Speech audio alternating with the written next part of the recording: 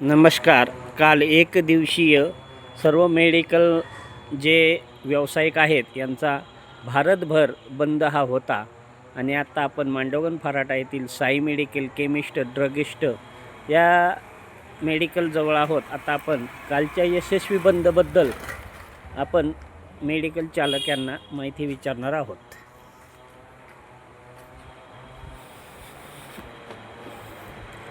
नमस्कार. नमस्कार. कालचा आपला बंद हा जो होता तो कशा पद्धतीने यशस्वी झाला की काय, त्याबाबत काय अडचणी आल्या आपल्याला? नाही, काल जो बंद होता हं. तो ऑल इंडिया केमिस्ट असोसिएशनने ठेवला होता. 20 मे रोजी हा बंद झाला आणि हा ग्रामीण भागातून 100% यशस्वी झाला. मागण्या काय होत्या आपल्या? यात सगळ्यात पहिली मागणी होती ऑनलाईन औषध विक्री बंद करावी, हां. ज्यामुळे सध्या गर्भपाताची औषधं असतील, ज्यामुळे व्यसनाधीन होत आहेत मुलं, अशी व्यसनांची ज्यांनी व्यसन लागू शकतं अशी औषधं आहेत किंवा झोपेच्या गोळ्या आहेत, या गोळ्यांचं या औषधांचं मोठ्या प्रमाणात ऑनलाईन विक्री चालू झाली. ती बंद करण्यासाठी हा बंद ती प्रमुख मागणी आमची होती. अजून दुसऱ्या काय मागण्या होत्या का? अजूनही 2-3 मागण्या होत्या आणि त्याबद्दल सरकार चांगल्या पद्धतीने यावर विचार करणार असं आम्हाला एकंदरीत वाटते.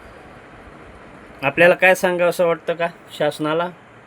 शासनाने या सगळ्या मागण्यांवर व्यवस्थित एकदा विचार करून या मागण्यांवर सगळा सकारात्मक असा निर्णय घ्यावा. हे पहा, आज आपण पाहतो कोणत्याही मेडिकल चालकाकडे आपण कोणतीही गोळी घ्यावयास गेल्यानंतर पहिला महाराष्ट्र शासनाचा नियम आहे की कोणत्याही व्यक्तीची गोळ्या औषधं खरेदी करताना डॉक्टरची चिठ्ठी आवश्यक असते. हा नियम जर स्थानिक मेडिकल चालकांना आहे, तोच नियम हा ऑनलाईन घरोघरी जाऊन औषधं विक्री करतात यांना शासनाकडून खरंच लावला जातो का? हा पेशंट रुग्णहितार्थ हा सर्वात महत्त्वाचा प्रश्न आहे.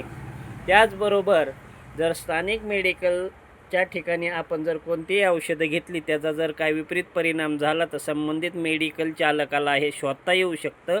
परंतु ऑनलाईनवाल्यांना आपण कुठं शोधणार?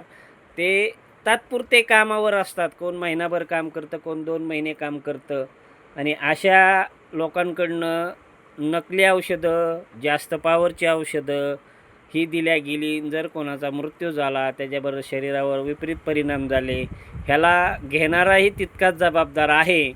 तरी ग्राहकांच्या वतीने आम्ही असे सुचवत आहोत की जे ऑनलाईन औषध खरेदी करतात त्यांनी आपल्या जवळच्या मेडिकल चालकांकडेच जावं. कितीही जरी आपल्याला न सांगण्यासारखी औषधं असतील आपली, तरी आपण वैयक्तिक गर्दी नसताना आपण त्या मेडिकल चालकांना मागणी करू शकतो, डॉक्टरांच्या मार्फतही मागू शकतो.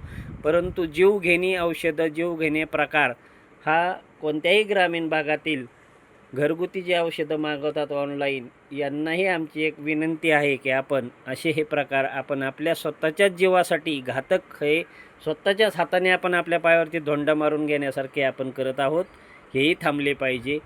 आणि या मेडिकलचा कालचा जो यशस्वी बंद हा खरंच यशस्वी झाला. 100% पूर्ण प्रत्येक ठिकठिकाणी हा बंदच होता. कोणत्याही मेडिकलवाल्याने चुकूनही कुलूप उघडून कोणालाही औषधंही दिलेली नाहीत आणि यांनी तात्पुरता जो बंद पाळला त्याचे कारणही तसेच आहे की लहान मुलांपासून वयस्करपर्यंत आज वाढणारी उष्णता, याचा विचार करून जास्त वेळ मेडिकल बंद ठेवणं योग्य नाही. म्हणून त्या असोसिएशनचे बी धन्यवाद सर्व जनतेच्या वतीने.